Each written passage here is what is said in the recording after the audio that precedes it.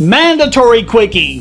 The law, properly defined, is the right we have as human beings to defend ourselves from aggression. When we organize that right among ourselves, it's the law. Frederick Bastiat made that case clearly back in 1850. But today, the law has come to mean whatever politicians have decided to jot down on a piece of paper. Even if what they want to do is something like the war on drugs, which is itself aggression and therefore completely contrary to what the law is supposed to be. Yeah, when people shoot and kill cops who burst through their door looking for a plant, they're the ones with respect for the law, not the cops. The cops are the one breaking the law because they're acting as aggressors, and the family is just acting in their own defense.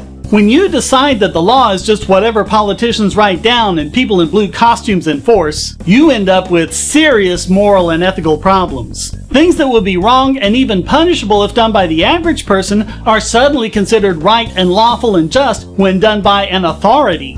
If you take any group of people and give them exemptions to moral restrictions or additional moral restrictions no one else can claim, you're making them high priests in a cult. And by saying that politicians can declare what's right and wrong just by making marks on paper, you're ascribing to them supernatural abilities.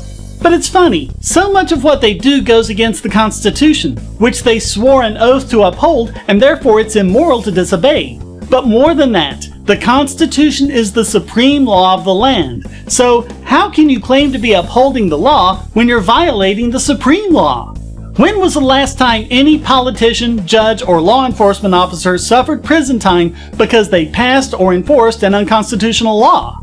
The purpose of the rule of law is to allow us to interact voluntarily while giving us the tools we need to defend ourselves against anyone intruding on that. But the law, as most people understand it, is subjective, arbitrary, unfair, immoral, unethical, sociopathic, psychopathic, and far from impartial. And it will continue to be so as long as it's in the hands of the monopoly state.